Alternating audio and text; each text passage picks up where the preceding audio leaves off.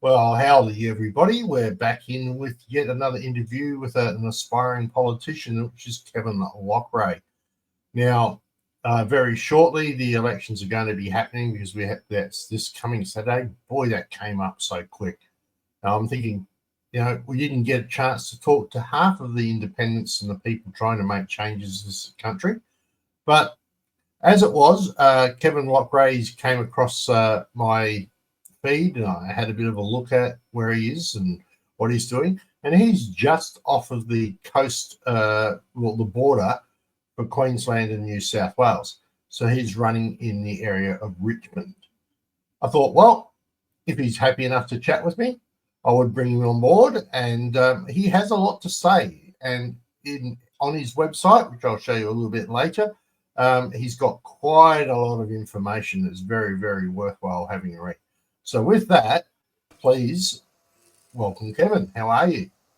I'm terrific, and thank you very much for having me on your show. I feel very privileged to be here. I'm very grateful. Thank you. No worries, Kevin. Tell us a little bit about your history and where you're from. And Loughrey, it's not how you read it. You don't say it how you read it. Exactly. Yeah. No, it's an Irish lake, and it's 50 miles to the northeast of Galway. And I actually took my family back there to Ireland, and we now understand why our ancestors left the place. There's a hotel sitting on the edge of Loughrey, which is straight out of Alfred Hitchcock's Psycho. And there wasn't a tree in sight, very rocky, 3 o'clock in the afternoon, getting very dark, windy, overcast, and very miserable. And that was Loughrey. So, yeah, that's where the name came from. And there are variations of it. There's Loughrey, Loughrey, because, plough is P-L-O-U-G-H and tough is T-O-U-G-H. And the Irish call a lake a loch, L-O-U-G-H. And, of course, that most probably comes from the Saxon, which is loch, meaning a hole in the ground, which is what the Scottish took on. And if you go into Germany, you'll find that there are plenty of lochs there, which are basically lakes. Okay. So that's you're running in Richmond. How long have you lived in Australia all your life? Oh, absolutely. I mean, on my mother's side, we go back to the First Fleet. 2 convicts came out and married 18 months after they'd arrived and started having children. On my father's side, the Irish came out here after the Troubles of 1796, which most people don't know anything about, but I've studied the Troubles. I've read the book on the Troubles, and half of the Irish killed the other half off. And that's where the saying, if you ain't with us, you're against us. And some of the atrocities that occurred during the 1796 Troubles were just dreadful. And interestingly, it wasn't a religious war, the Troubles. You had both Protestants and Catholics on the one side against their English overlords. And then, of course, later it became a sectarian matter, which, ended in the sort of the Sinn Féin and the like, the IRA. But yeah, so that's really the history of that. I grew up in a place called Dinmore. It was a very rural setting. I spent a lot of my time in the bush. By the time I was 15, I had 5 rifles, 2 air rifles, 2 22s and a 303-25. In those days, we didn't need to have a license for rifles. I went to Ipswich Grammar School, and on a Friday afternoon, I was allowed to draw a 303 from the armoury, hop on a train, go down to Dinmore, and then on Saturday morning, I would get up at 11 o'clock. I'd go down to the railway station with my 303 and go to the Red Bank Rifle Range, where I would compete in big bore with my 303. And then in the afternoon, come home, yada, yada, yada. Monday morning, hand the rifle back into the armoury. Now, can you picture anybody getting onto a train these days with a 303? Honestly, we had a little discussion last night. It was a Meet the Candidates, and they were talking about gambling. And they were asking all of the candidates what they would do to stop gambling or whatever. And I said, when I grew up in Queensland in the 1950s and 1960s, gambling was illegal. And we had the state lottery, and the proceeds from the state lottery totally funded the public medical service. And having been a user of that public medical service, because my parents were never all that well off, I think it most probably ran a bit better than Medibank runs today. And yet it was funded entirely by the state lottery system. Very interesting. And as I said, gambling in those days was illegal. And we only had minor problems with gambling compared to what we have today. You know, you go into a club and you see all of these people at any time of the day sitting in front of poker machines, just pulling that handle and sticking, you know, gold coins into these beasts. And I think, you know, these poor souls, a lot of them, I think, are addicted to gambling, which is really sad, very sad. Tell us a little bit about your work history.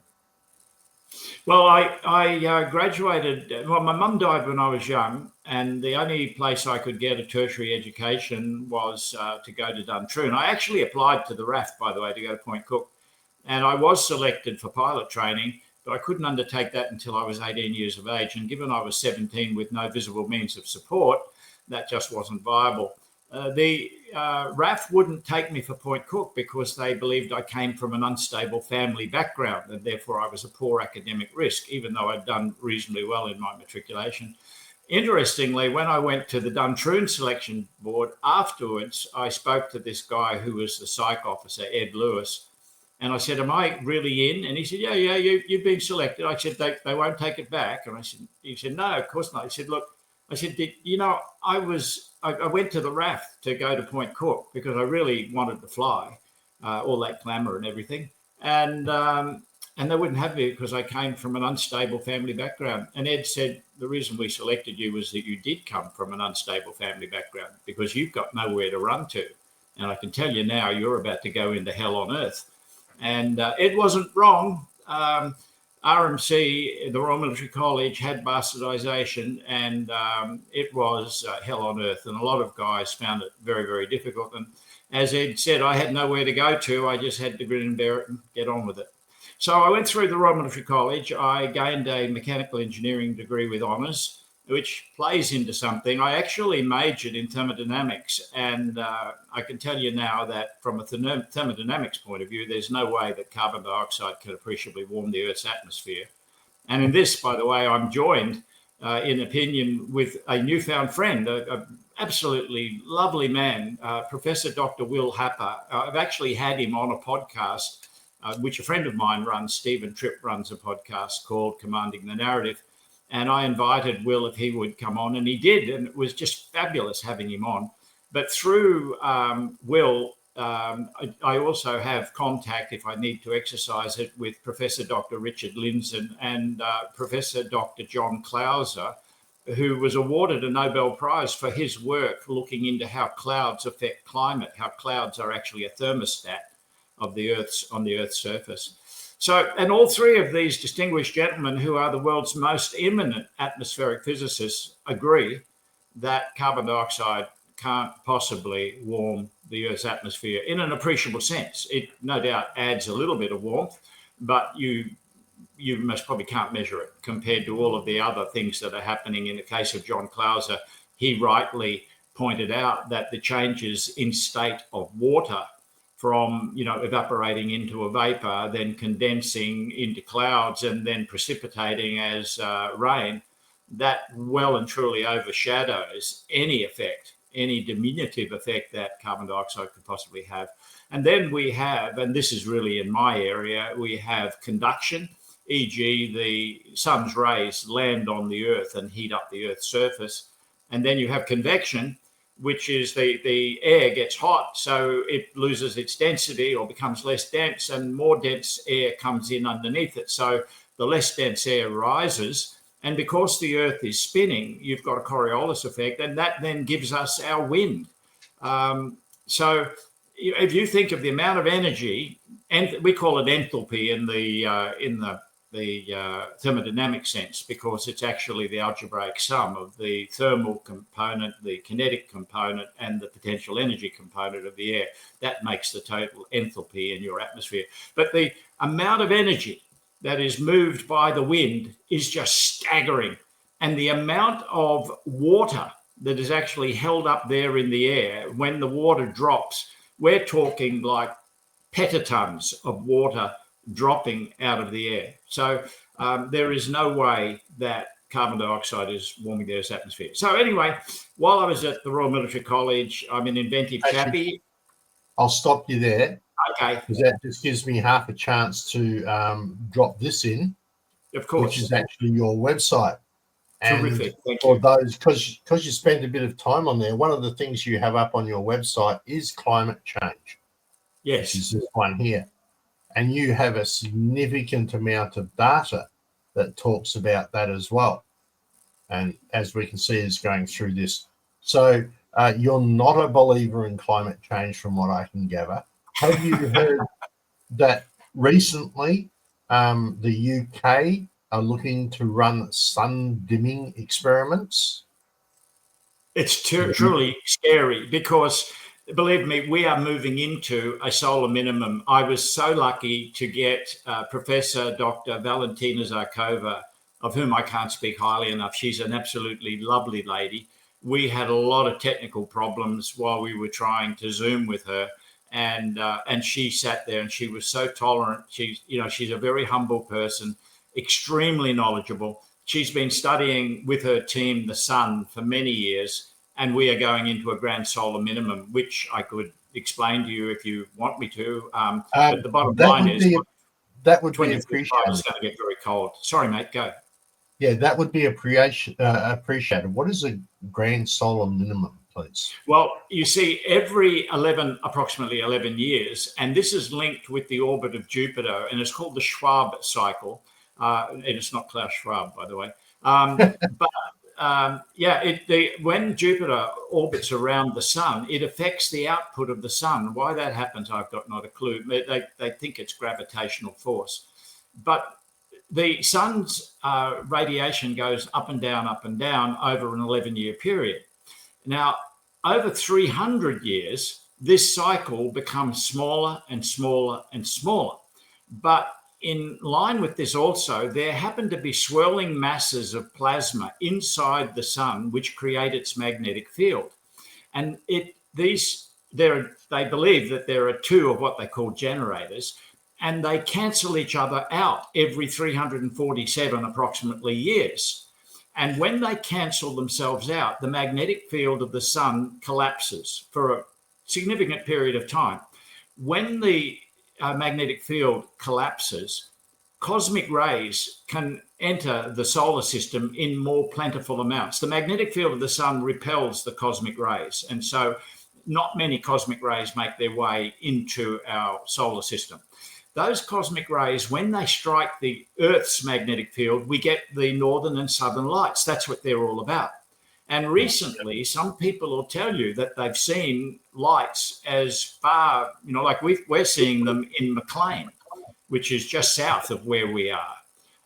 And that's because there's increased cosmic rays entering our solar system. Now, they're not going to hurt us because we've got a good magnetic field. Although I could go off on another segue, and that is that there is a chance that the magnetic field may flip. And when the magnetic field of the Earth flips, there could be a time when we do not have a functioning magnetic field. If that happens, the cosmic rays will come in and destroy all biological matter on Earth. And it may, how they wonder how the dinosaurs disappeared 65 million years ago and they put it down to something very big striking the Earth.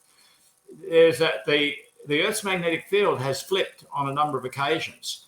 And if it doesn't happen almost instantaneously, then we will get fried. That's a bright light for you, isn't it? Everybody. I think we've scared our patrons enough just now. So I always say eat dessert first because life's uncertain. But coming back to this grand solar minimum now, when the Earth gets struck with a lot of cosmic rays, in fact, if you go to my website, if you could bring that up again, can I talk while you're bringing it up? There is a relationship. If you scroll down, I'll go to climate change first. Are you there? Yeah. Now scroll down, and hopefully we will see a graph there. If you keep going, they're showing the things. Oh, by the way, as we're going just there, you'll see that from climatology networks all around the world for the last 140 years, the raw data, which is from archives in the National Oceanic and Atmospheric Administration of the United States government, all of the graphs show that the Earth's climatic temperature is dropping.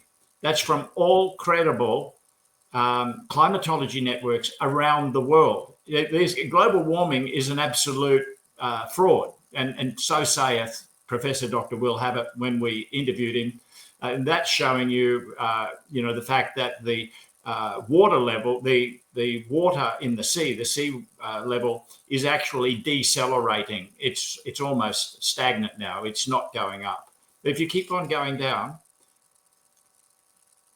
and go back again, just back there for a bit, just a little bit more. Oh no, sorry, that's to do with the tidal levels. Go back there, just back to that graph just above that one, and then click on it. That one there, just click on it, and it will enlarge. I hope. Yeah, it'll not come on the screen, no. Oh no, because you're showing. Well, look, what that's showing is that for the last 8,000 years, the Earth temperature has been dropping. That's from ice cores in Greenland. They were able to measure the ionization level of the minerals in the ice core. And from that, they're able to determine what the temperature was at that time. And you can see it's dropping down. And where you've got your finger now, that's where we are. That's the great warming we're having as a consequence of carbon dioxide. We're not having warming. And you'll notice over on the other side that you've got, down below rather, you can see that red line. That's the concentration of carbon dioxide in the atmosphere. And you can see as the temperature is dropping, the carbon dioxide concentration is going up. So there's absolutely no correlation. But that's carbon dioxide as measured out of an ice core in Antarctica, obviously south of where we're sitting now. So one's from the north, the other one's from the south. And it's showing you that there is no correlation between carbon dioxide and temperature. And in fact, that's well known anyway, because all the proxy data shows that the temperature rises first and then the carbon dioxide concentration follows. And then the temperature drops first. This here, this green line, that's human civilization, isn't it? That's right. Yeah. That little green line there is but remember, it's 8,000 years, and human civilization goes back 4,000 years. So halfway back there. But what you're showing is the industrial era. Sorry, that's when we really started burning carboniferous products to keep warm. Yeah. And there is so much in here that you've actually got. So you've obviously been following this for quite some time. Oh, yeah. And a lot of the... can you just drop down there just for a second? Go back, and we're getting that graph. Did I go up a little bit? Just go up there. Now, what that's showing is the severity and frequency of cyclones and tornadoes since about 1900 to the present day. And, the climate alarmists keep on telling you how things are getting worse. Well, in fact, they're lying through their teeth. Things are actually getting better. The world's getting more temperate just at the moment. I'm not for a moment saying it's going to stay that way. If you move down to this next graph here, I think that may be the one on cosmic rays. I could be wrong, but it shows that there's a definite correlation between cloudiness and cosmic rays hitting our Earth. And this is I'm extrapolating now for the grand solar minimum. This is what makes a solar minimum grand, because when you get a lot of cloudiness in the upper atmosphere, it reflects the sunlight. So the Earth gets even colder than it normally would do with the less radiation. You can see that graph there, the one on the top, which has a sun, and then you can see those white lines. And you can see that's where we're at now, where every 11 years, the sun's output is dropping. Now, the good news is it'll come back again. The bad news is that by 2035, we will be in a mini ice age. We'll be in a grand solar minimum. And there will be a problem with crops and feeding people and stuff like that. However, there's some more good news. This world has easily the capacity to feed the world.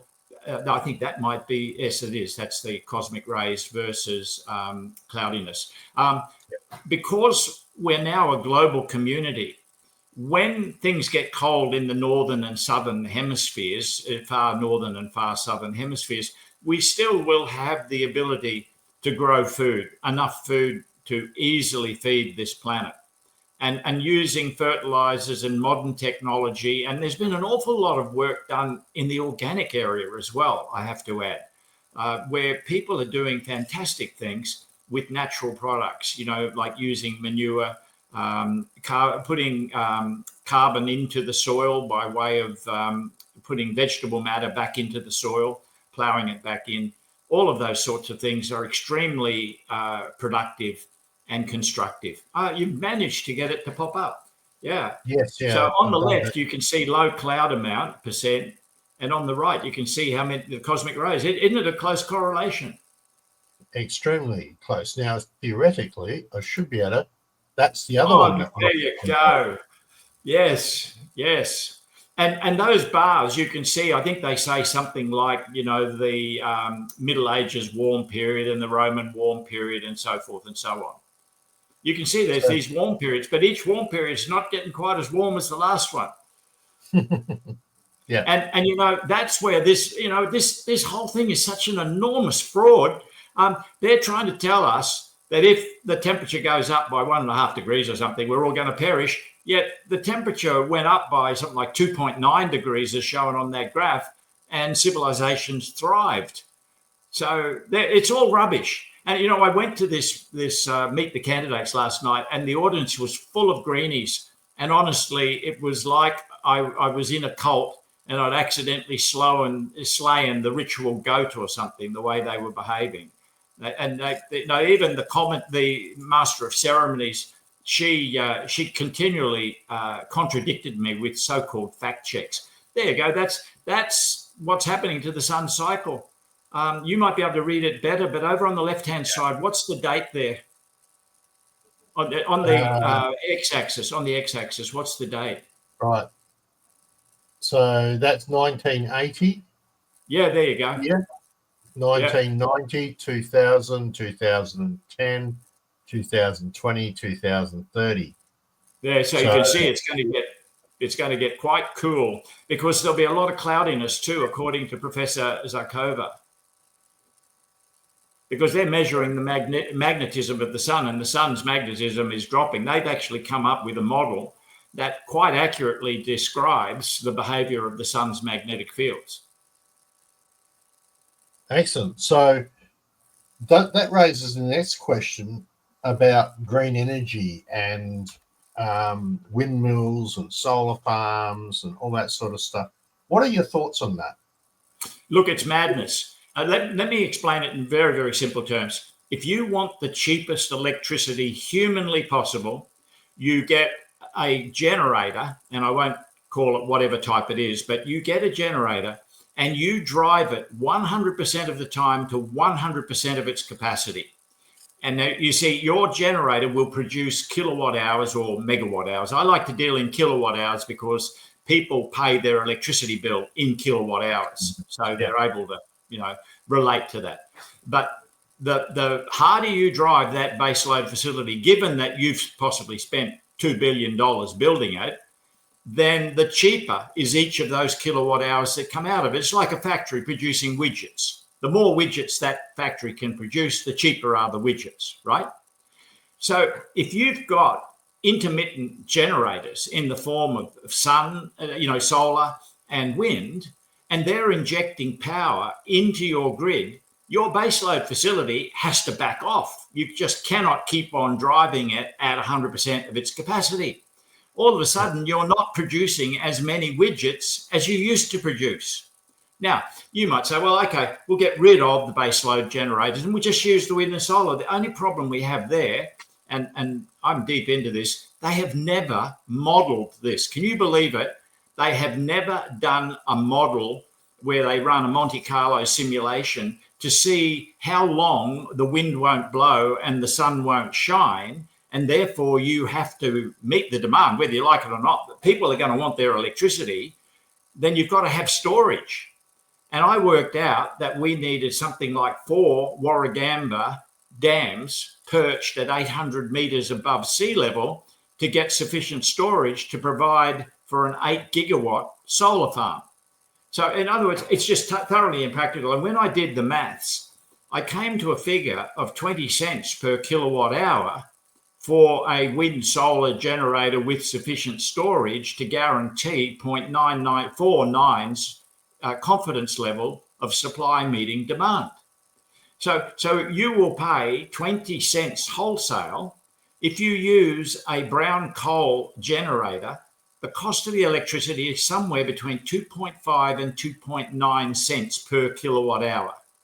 You get the drift? So, in other words, so you're basically saying they're 6 times more expensive.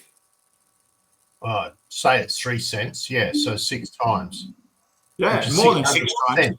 Which is 6%. So in other words, once again, not only are we fraudulently being told that carbon dioxide magically warms the Earth's atmosphere and therefore we have to stop cow farts, which is another story, by the way, to try and cows stop don't people fart, by the way, just to let you know. They don't.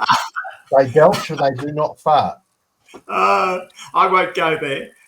But anyway, I used to go fishing down on the Bremer and Brisbane River, and we used to walk through all the cow paddocks to get there, and we used to dig our worms out of the cow paddocks because they were very rich in worms and so forth. Anyway, coming back to this. So we've been lied to, egregiously, mendacious lies, unbelievable.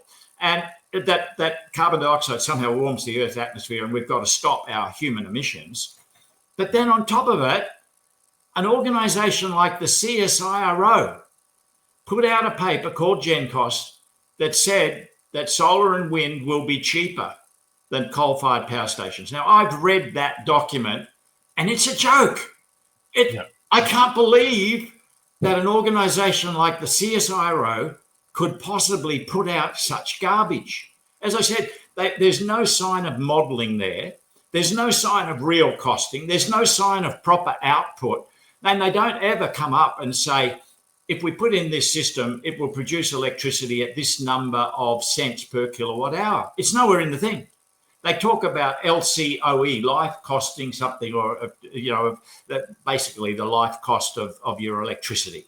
And it's garbage. The whole thing's garbage. And then you've got a brainless fool like Albanese or, what's his name, Bowen, standing up and saying, GenCost says that we're going to be the renewable power of the world.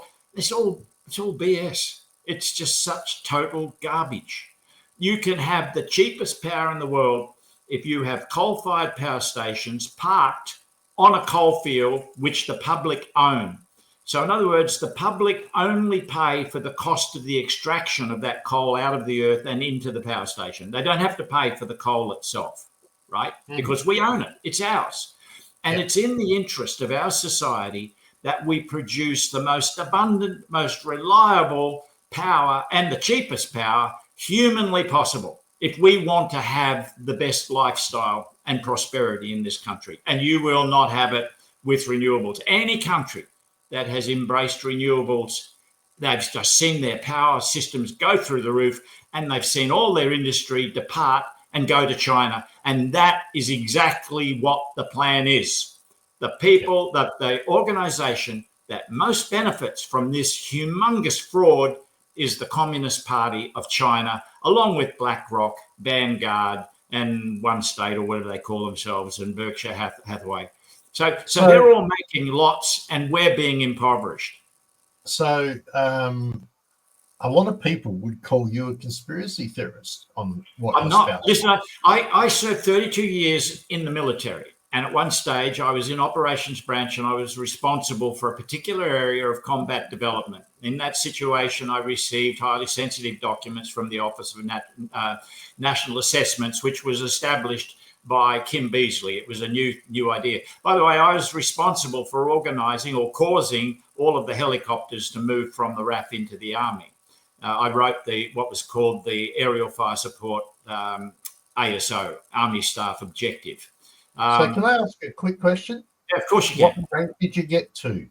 I got to Lieutenant Colonel.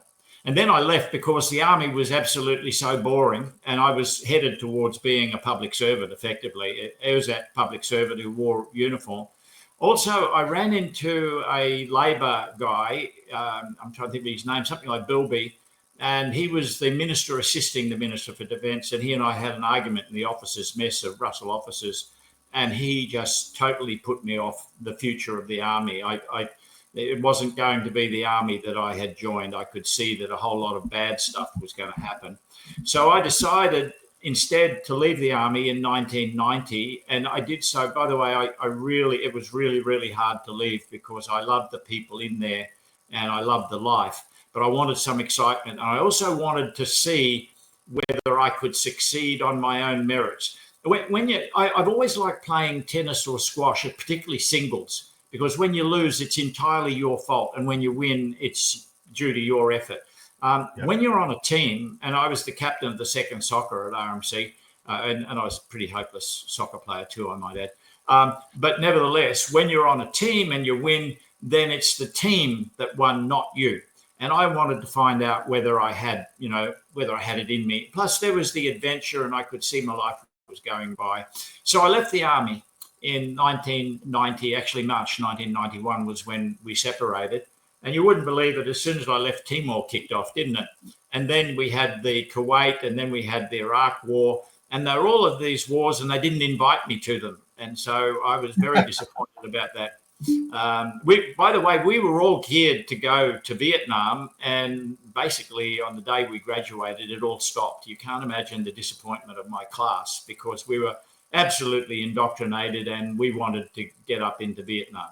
And I suppose that's the way it's supposed to be. Looking back on it, I'm actually glad that I didn't. I have some friends now who live in Vietnam, and that whole war was nothing less than an unbridled tragedy. Anyway, back to, so I left and I went to a sand mining company. There I invented the world's largest trommel suspension system. Richards Bay, who was closely affiliated to us in South Africa, said it wouldn't work. And I proved them wrong. They'd tried it and failed, and I did it. And my system went for 15 years without failure. Then after that, I went into, that ended, by the way, when the South Africans quit apartheid. They were allowed to put something like 750,000 tons of titanium slag on the world market. And that totally floored all of the Australian sand mining companies. So I found myself out of work. And I became the head of maintenance support branch for the Civil Aviation Authority of Australia. I was there for 12 months and I really didn't like it. Once again, it was a quasi-public service situation. And they wouldn't take on certain recommendations I had made with regard to introducing computerized maintenance management systems, though they did later after I left. And I was headhunted. A fella came to me with a very attractive and exciting proposition, somebody who's become a good friend of mine, Stefan Vujovic. And he said, look, you need to come to INTAG International. We're going to float on the Australian Stock Exchange. And we've come up with this novel technology for opening the bottoms of coal trains. When they go over a trellis, we can automatically open the coal train carriage and dump the coal into, containers or onto conveyor belts underneath. And we also have, we've got this novel radio frequency identification systems. And we'd like you to be the head of technology development. Well, and so it wasn't quite as straightforward as that. But anyway, so I traveled to Sydney, and at some stages I slept on the office floor, and they had a shower for runners. And I used to go down there and have a shower because I really didn't have a place to stay. I left my family in Canberra because my daughters were going through high school and I didn't want to disturb them. So it was real Wild West stuff. And I just had the most amazing time. I got to fly around the world. We floated the company successfully. I came up with a whole lot of novel inventions, which were subsequently put out to patents. And I spent a lot of time in the United States, about six months of the year, traveling. I also did work, of all places, in Pushon for Samsung in Korea, Daimler-Benz Aerospace in Stuttgart, and Silcox Plastics in Berkeley Heights. And I made a really good friend at Novacap, a guy called Andre Goliath. He actually invented ceramic chip capacitors, a fantastic bloke. I got to be very good friends with him. Met a whole lot of other really nice Americans. And so I had a real ball. And then in 1997, I said, rightio, I've done enough of this, time for me to start up my own businesses, which I did. And I got into maintaining computer systems, writing software. And I decided I would promote the use of open source software, and I spent a lot of my money flying around the world trying to convince governments that they should embrace open source software as a means of accelerating the development of third world nations. And I had some success in that. And then in 2005, late 2005, I received a call from the Army asking me if I would return onto full-time active service. I was to deploy with the Maintenance Advisory Service to Iraq in, I think it was March of 2006. That deployment regrettably was cancelled. I was at that stage the Maintenance Approval Authority and Design Acceptance Authority for all operational assets in the Australian Army. And then later went on to head an elite little group called Operation Support Special Projects. And we did some truly wondrous work there. And then at the end of that, I left the Army, got involved in making a system that would very accurately weigh beer kegs and allow people who were running clubs to see the state of their inventory at any time. And then my investor regrettably became very sick and subsequently died of prostate cancer. An absolutely beautiful man called Peter Barter, who was well regarded around Griffith. He was just the most amazing and lovely fellow. Anyway, you might notice that I've been blessed. I run into all of these amazing people, gifted people who have been very generous to me, very kind, and who are really terrific people. And so we decided we'd move up to Ballina because my son moved up here with his wife and they started having children. Well, I already had 3 grandchildren and now I've got 5. I designed and built my own house here. And I built it. I mean, like I lifted every block in this place more than once. I had a marvelous, that's another aspect about it too, by the way. I had tradesmen helping me, and all of these tradesmen are now my friends. And my intention is, in fact, to put a plaque outside. It's probably made of brass, but I will coat it in a very thin layer of gold, given how expensive gold is this day. It'll only be a few microns, because everything rusts here. It's very salty. But I want to put the names of all of the tradesmen that helped me build this house. This is the most amazing and fantastic house, I have to tell you. I designed the roof so that it wouldn't come off in winds up to 500 kilometers per hour. And the walls will take a 20 millimeter Oerlikon cannon. That they would, if you ever have a place to be. And even the toilet windows are firing slots. And I designed and built my swimming pool, and amazingly, it doesn't leak. It's it's a big lap pool that I've built. So, I'm a practical person, and I've invented an awful lot of stuff. If you could go back to my website, I'll show you something that will interest your viewers, and that's 2 rifles that I made, which are now in the Infantry Centre Museum.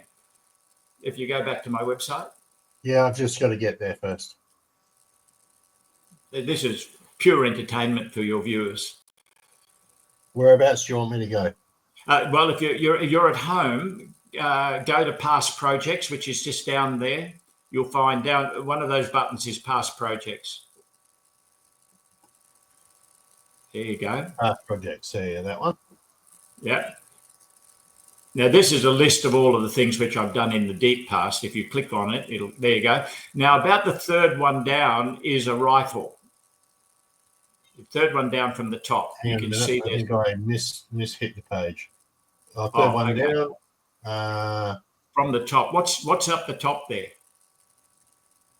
Infantry rifle. There we go. Yeah, infantry rifle. There you go. Now, the top 2 rifles, I made the first one at RMC. I invented it when I was 18. And by the time I was 19, we'd made one at Small Arms Factory, Lithgow, with the help of the scientific advisor for the Army in that time, Max Nesbitt. Once again, an amazing and wonderful man. The next one down, I built it 3 base workshops, and that was against the headwind of the establishment. Eventually, people got wind of what I was doing and closed me down. The rifle below that is, in fact, the Steyr. Now, those 2 rifles, the first one was made in 1970, and the next one was 1973. The Steyr came along 12 years later, And that was done by an Austrian company. And basically, they were following the same sort of ideas I was, which is to put the magazine behind the pistol grip so that you can have a very long barrel, but a very short weapon. And that was the whole idea of it.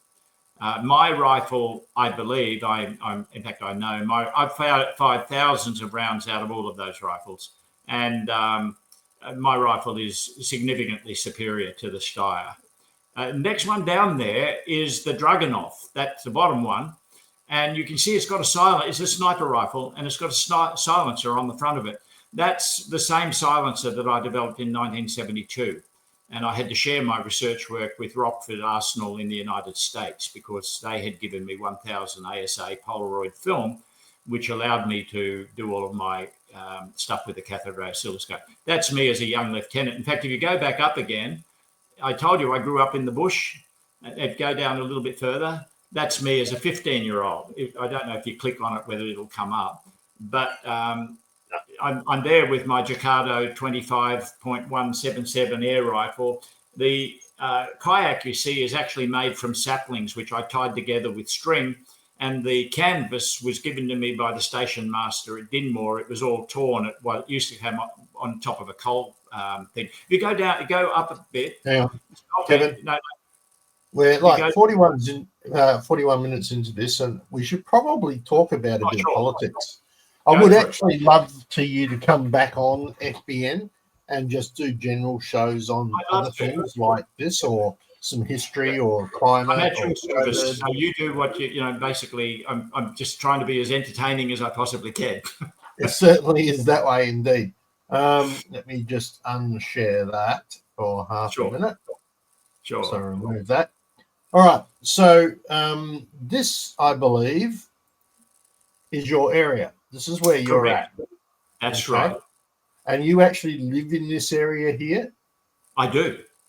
Right. I live in the southern area, the southernmost area of the Richmond electorate. Yeah. So down around where Ballina is. Yep. Okay. So that's the area that you're running in. Why are you running? Look, the reason that I got involved in politics was that I saw what happened during COVID. And at that time, I was a senior member in the National Party, and I left the National Party because I was so disappointed with the leadership and the fact that they weren't listening to me.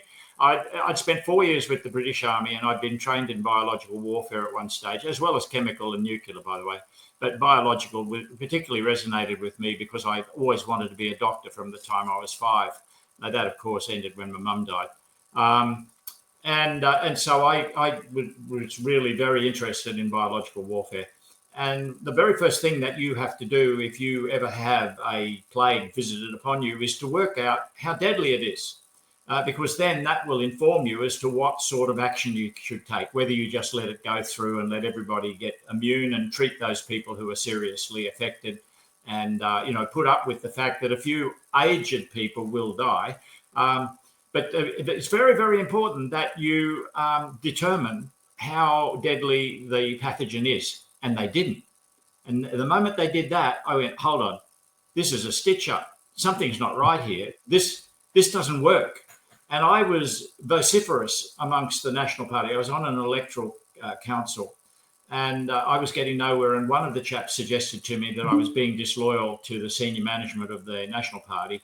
And I said, yes, look, I think really I should leave. And so I did. But then I started to sort of do a little bit of introspection and think, now, what the hell's going on here? Especially when they banned early treatment. I mean, this is totally against all medical practice. All medical practice is that you treat an illness as quickly as you can so that it does not manifest into a worse type of ailment. E.g., if somebody's got a cold or the flu, you treat them for that. If you don't, they're going to go into pneumonia. And if they go into pneumonia, they could well die.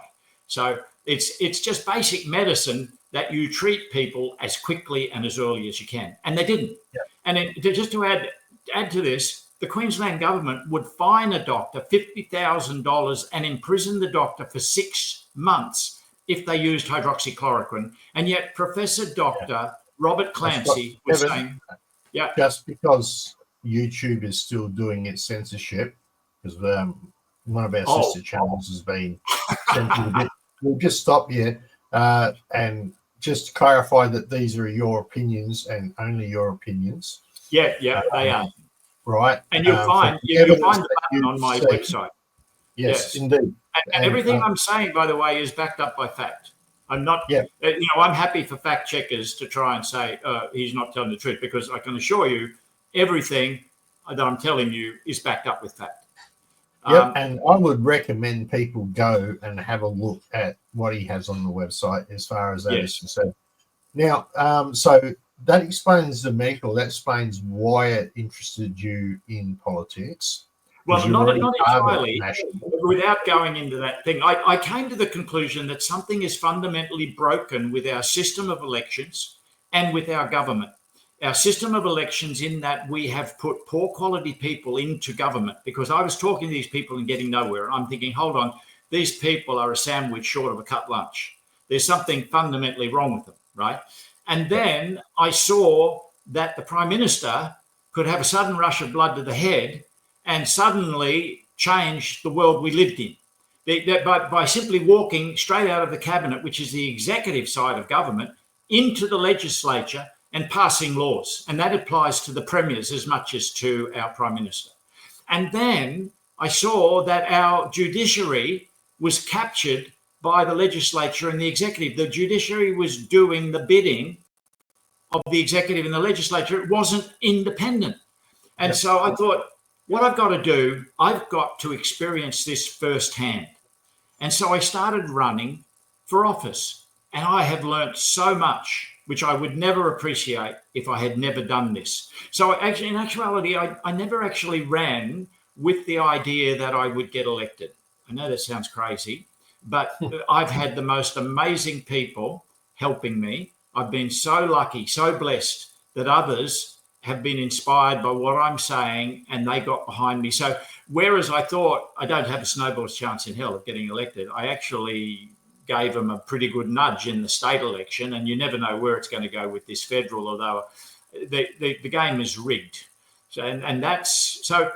I appeared on a number of podcasts with a guy called Stephen Tripp, who first had the thing called the Ex-Candidates, and then he started up a new podcast called Commanding the Narrative.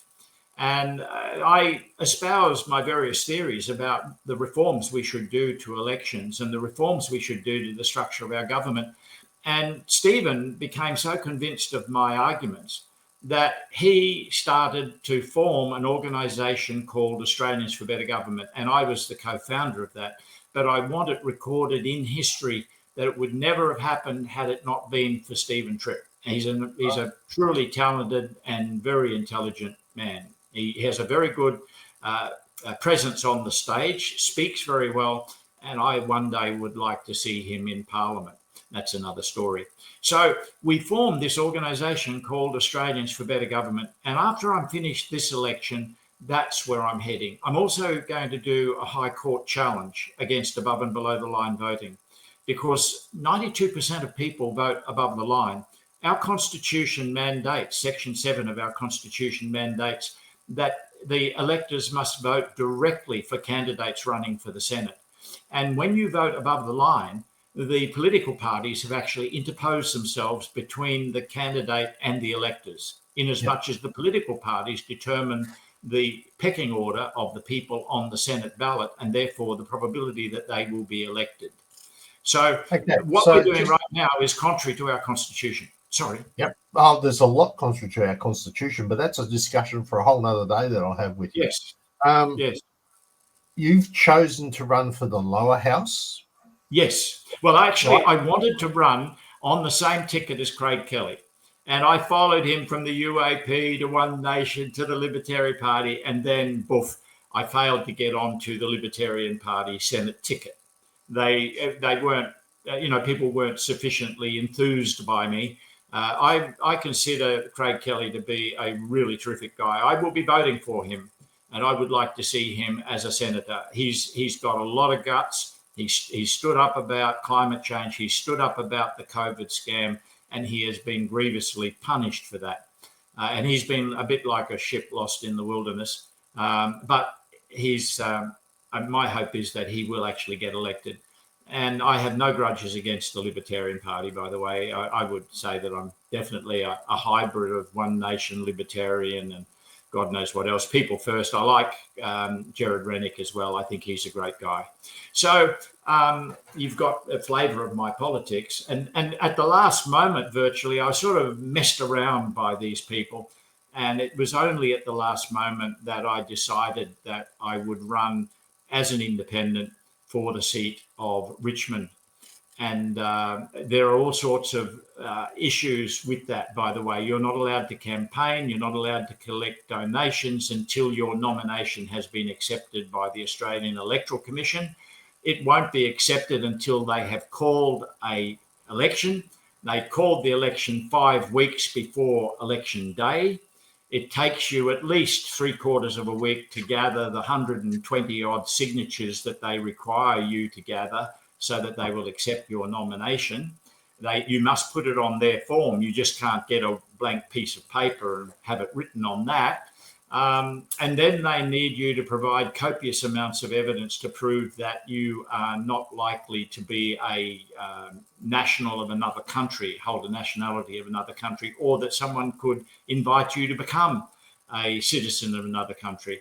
And having proved that, on the Thursday of the first week, I was finally nominated, which then they bring in this pre-poll. The whole idea of pre-poll is to devalue the vote. The whole idea of pre-poll is to disadvantage the independents and to advantage the existing political parties, the well-established political parties, and particularly the sitting member. That's the whole idea of pre-poll. And it ensures that people will go to the ballots not fully informed of all of the issues, and they will not cast a considered and wise vote as a circumstance of that. And so I really only had 2 and a bit weeks to get my donations, get the printers to print my material, and try to get a personal letter into the letterboxes of everybody in Richmond. And we're still doing that. But by the time election day comes around, it is quite possible that 70% of the electorate will have already voted, which means that our democracy has been trashed. Well and truly, I totally agree with that. So these are the candidates for your area, and I did have a bit of a look up. I think it's somewhere it actually gave me there's about 80,000 voters or something in your area. Yeah, actually, it's supposed to be 110, but last time about 98,000 voted. Okay, yep. And it's also interesting to note, this one's off tallyroom.com.au, which is where I grabbed. It seems to be the only place where it's up to date with who's candidates and who's what. But it's interesting to note that there's no links to some of these people, so that you can't even go and chase them up. Is that because you didn't submit a link, or is that an error? Look, I gave the Electoral Commission my webpage, my email, and my mobile, and I told them that I was more than happy for anybody to contact me. The letter that I hand out has my email and website on it. I know it has my website. There was a printing error, by the way.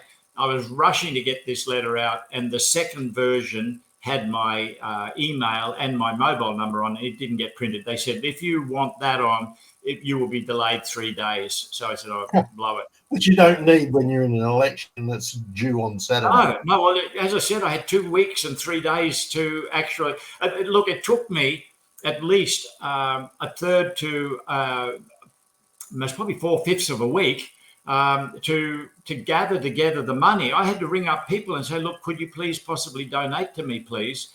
And then, because I haven't got a lot of money myself, I had to pay $2,000 as an admission fee. And so I had to wait until the money came in before I could engage the printers. And then, you send the printers your graphics. They're not waiting for you to send them the graphics to start printing. They've got other customers they have to service. So you can be a couple of days waiting for your printing to get done.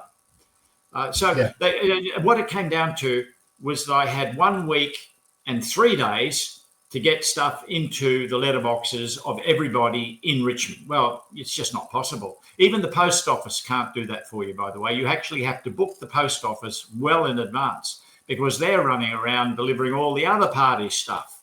And because the other parties can accept donations and they can campaign all year round, whereas you as an independent are not allowed to do that. And by the way, that's one of the reforms I want. I want the High Court to say, listen, this is unconstitutional. A citizen, it's implied in our Constitution that a citizen may partake on an equal footing in politics. So if I want to run as an independent candidate, I should be able to, after this election is over, ring up the Electoral Commission and say, listen, it is my intention in 3 years' time to run for office. I want you now to accept my nomination so I can campaign for 3 years. I can gather donations for 3 years. I can have printed matter for 3 years. And then I can establish a presence for myself so that when this election is called, the electors of this electorate will know about me and be able to make a considered decision as to whether I'm worthy of their vote. That's the way it should be. Yeah, agreed. Definitely in that respect. No. Now, you're up against 10 people, it looks like, 10 seats. Nine people. Yeah. Okay, no worries. And how are you as far as covering all the bases are concerned, like pre-polling and also on polling day? Do you have? Well, that's a very good question. I've got around about 14 volunteers. There are 57 polling stations, so we're not going to be able to do it, right? And look, if you go to Australians for Better Government, in fact, if you go to my website, at the top of my website, there is a link. Could we go back to our website just very briefly, the front page of the website? Yeah, I have to change screens again. Give us a sec. No, not a problem. You're doing very well, my son. Oh. Obviously, son, this is not your first rodeo. Good on you. Right. There we go. Success. And go back to the home page. Yep. Yeah. Now, you'll see in the title there is a link. It's on the second. Yeah, that's it. If you click on that, it will take you to a presentation. In fact, you could click on it now and you'll see the presentation. Well, yep, except that I shared the wrong screen. But oh, that's all right. Give me half a second. Sorry, people. I will drop that out. But importantly, your viewers should know if they go to my website, they can click on that and they will get a presentation. And we're going to deal with exactly what you're talking about in a fraction of a second.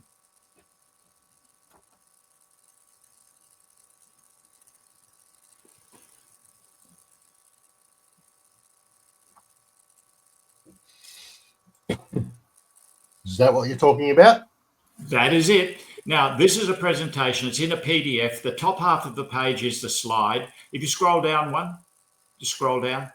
And you see that's the top half is the slide, and the bottom half is the script, which goes with the slide. So anybody reading this will know exactly what they would see if they were sitting through a presentation. Now, one of the things that I advocate in terms of reforming our system of elections is that we should not allow any electoral material anywhere near a polling station. And the reason we shouldn't do that is that at present, and I'm talking now from personal experience of walking up to people and talking to them, at least 20% of the people who go to vote haven't a clue who's running, know nothing about their background, etc., etc. And they're what I call the uninterested voter. And the uninterested voter is affected by mobs who hang around the polling stations, thrusting into their dazed eyes how to vote cards. And then this uninterested voter will take one of these how to vote cards and go in and make a decision which will change the government of our country and possibly ruin our country, which is what's happening right at this moment. So I'm saying, listen, let's get rid of any of that stuff happening around the polling stations. And that actually levels the playing field for those candidates who don't have a lot of resources, because the well-established parties can bring armies of people, particularly the Labor Party. They can bring out all the unionists, And they're all standing around there with their signs and their how to vote cards, and they're haranguing the poor old voters. And that shouldn't happen. So in other words, if you got rid of the material around the the polling stations, you would nullify the effect of mobs and money. I call it mobs and money, mobs of people and money. The money gets the mobs, by the way. I believe that the Greens are actually paying people to be there handing out how to vote cards. Well, I can confirm in the last federal election, which I ran in, right, that the Labor Party was paying for people to hand out how to vote cards. Yeah, I can confirm that because I literally spoke to them. Right. And they confirmed they were being paid. So we're of an agreement that that money is playing a big role in this, because if you can get a whole lot of people there with how to vote cards and they're thrusting them into the hands of the people and telling them what a great person you are and blah, blah, blah, you stand a better chance of being elected. And really an election is determined sometimes by 5% of the vote. So we get rid of the effect of the uninterested person because they're no longer going to get their how to vote. But we go one step further. When they go in, the ballot should present the candidates in random order. So in other words, each ballot is presenting the candidate in a different order. And that's important because that gets rid of the donkey voter. Because the donkey voter just comes in and goes 1, 2, 3. And they acknowledge that where you are positioned on a ballot will affect your chances of being elected. So in other words, we have an electoral system where chance plays a role in whether a guy or gal goes to Parliament. And they could be the dullest tool in the shed, but they get into Parliament. And believe me, we've got a lot of them sitting in Parliament. There's no question of it. We have a lot of people who really you would not employ in your business and who couldn't organise a party at a brewery. So that's the next thing you do then, as I say, is you jumble up the names, but you also prevent any mention of a political party on the ballot. Because once again, Section 7 says the elector will vote directly for a candidate. If you put a party next to that candidate, that party becomes an interlocutory. In other words, it's interposing itself, saying to the person, oh, here's who you should vote for because here's the Labor Party or here's the Liberal Party or whatever. It shouldn't be there. And the person then is faced with, oh, who the hell do I vote for? I haven't done my study. I don't know which candidate is in which party. And so they'll put their vote randomly against people, which means their effect is cancelled out. And the only votes that will matter are those from people who have done their study and have gone there to make a decided, a considered and wise decision. Okay. So now there's an expanded role for the Electoral Commission. Sorry, you were going to say. Here's a question for you. There's quite a number of independents that are running at the moment for various seats, but they're almost a party. That's called Climate 200. That's right. They are a party. They're a party. They're a group. It's a quasi-party. Yeah, they're quasi-party. So how do you stop quasi-parties from that? Or you don't.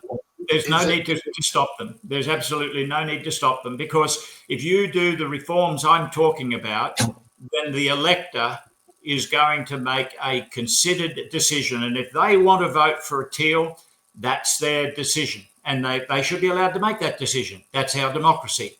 We should not stop the teals. But I believe a lot of people are voting for the teals unaware of what they really stand for. Now, I was just about to say that the Electoral Commission can play a vital role in this, because one of the other problems that I face as a small person is letting the electors know who I am and what my opinions and concerns are, and my attitude and my ethics. Now, I have people coming up to me and saying, "Oh, what are your policies?" And I say, "I don't have policies. I have thoughts, opinions, ethics, and an attitude. And you've got to learn about me. You can go to my webpage and learn all about that. But first and foremost, regardless of what I think, my solemn duty is to represent your interests and concerns in Parliament. And if I'm a member of such as the Labor Party or the Greens, I really can't do that, because if the party policy is not conducive to your interests and concerns, I've got to go with the party policy, or I'm going to be chucked out of the party and possibly, like Rennick and Kelly, chucked out of Parliament, right? So believe me, being an independent is the best place to be if you are a sensible elector. A sensible elector would, obviously you've got to be a high quality person. They've got to be able to go back through your background and see, look, the guy's solid. I've been married 53 years. I've got 3 fantastic kids. I've got 5 fantastic grandchildren. I've got a Bachelor of Mechanical Engineering. I've invented things and been awarded international patents. I'm a practical man. I designed and built my own house. I'm ethical. And therefore, there's a good probability that if I tell you I'm going to do something, you can bank on it. And if I tell you I'm going to fight for you in a parliament, if I'm going to look after your interests and concerns, you can be sure that's what I'm going to do. And that's what the elector needs to find out. They need to come to a considered decision. And they might still take the view, oh, no, I much prefer the Labor Party, or I much prefer Greens, because I don't agree with him that climate change is a scam, or whatever. That's their decision. But we've got to level the playing field, and we've got to have the electors fully informed about who they're voting for. And I come back now to the Electoral Commission. The Electoral Commission sends out a letter to every elector in Richmond. I've received one saying that there's going to be an election and you have to go to any of these following booths. The election is compulsory, and here's a website. Now, what they could do is, firstly, they could put a barcode at the top, which is specifically for that person. And the next thing is they can have a website where an elector may go, an elector in Richmond could go and find all of the people who are running there, their telephone numbers, their email addresses, if they wanted, like I've put mine up. I'm happy for people to contact me, and click on also that person's website and go and learn all about me or about any other candidate. And at the end of this process, the elector should then be able to go into a VPN as if they were buying something on eBay and they're using PayPal. It's an anonymous part of the web. They go in there and they can create their own how to vote card. And what's more, the software will ensure that they don't create a how to vote card which would cause them to cast an informal vote. So you can help people. You can actually make sure that the people will cast a vote which will not be informal. Now, if they do that, when they come out of the virtual private network and their document is sent by encryption to their mobile phone or to their email, they can also then get another piece of paper, which is an express pass. And this is their inducement to go and make up their own how to vote card. Because when they're making up their own how to vote card, they're actually they're doing a really, intricate, thorough. They're doing a thorough examination of all of the candidates and coming to a reasoned and considered decision. Then they get a reward. They get a little piece of paper which has a special barcode on it, and that's their express pass. And in that process, by the way, they agree to giving the Electoral Commission their photograph from the Roads and Transport Organisation. The Roads and Transport Organisation's already got their photograph, so it's not like you're surrendering your privacy. And the Electoral Commission will undertake to get rid of your photo immediately the election is finished. But when you turn up to the polling station, you put it under a barcode reader as if you're going to board a plane. Up on the display comes your picture. The Electoral Commission official standing there sees, yes, it's you, and hands you your ballots. You walk over and you vote. Process done in 2 minutes. No queues. Just a whole lot of these styles where people can walk up in parallel, just walk up as if they're going into a supermarket, show their barcode, get their thing and vote. Now that, if we would do that, you don't need a pre-poll because there's no inconvenience. There are no queues. Well, there's no need for a real pre-poll anyway. But all right, no. We're a bit over an hour now that we've been chatting. Sure. Kevin, I would love for you to come back on after the election. Hopefully you win and we could have a chat about that. I'd be But delighted. even still, there's lots of other interesting stuff I think that we can talk about and just educate the world on. So with this, I'll give you 2 one-liners or one-liner for a person regarding this election. What would you say? If you can't give me a 1, please give me a 2. Okay, excellent. All right, so thank you very much for having this chat with me and going through all that information. You're certainly a wealth of knowledge, and it was a great privilege to talk Well, I to you hope today. your listeners have been entertained more than anything, because I want your show to be successful. I think what you're doing is a terrific job. You're allowing the public to learn about things they would otherwise not hear about. And so I want you to be successful, and I hope I've helped you be that. Well, thank you for that. It's our business model. It is freedom for the people. It's free press for the free people. So, all right, I'll just catch up with you after the show. But Sure. in the meantime, thank you for attending live. Oh, thank you. All right, so that's Kevin's details that you can see up there on the thing. If you're able to support Kevin, give him a help with polling booths or pre-polls and even scrutineers, get a hold of Kevin at this address, right? Kevin L at Kevin Loughrey. I'm glad he told me how to say it, .com.au, and there's his mobile number, right? I expect his mobile number might push you off to a message bank because he might be doing other interviews and bits and pieces. Remembering that in 1 or 2 days' time, all these people are going to be silenced, because then there's the 48-hour blackout, I think it is, before the actual election. So get in there now. Have a chat if you've got questions. But if you can offer some assistance for somebody who's standing up for the people of this country, then please give him a ring or an email ASAP, because he's still got to organize all those polling booths. I can remember when I had to do it, it was murder. So please go ahead, give him an email, give him a call. And put myself back into that. All right, people, thank you very much. That is a brilliant conversation. Kevin's a very knowledgeable man, and I think we'll get back and have some more discussions about solar, wind, perhaps a medical procedure that occurred that probably shouldn't have, and various other inventions and stuff that he's done. Obviously, he's not a man that was looking for money. If he's got these patents out there, he could have made millions. But anyway, that's just my opinion. With that, guys, I'll catch you later. And all I have to say is that I'm going to find the right connection. And my sign out is simply, I'll catch you soon.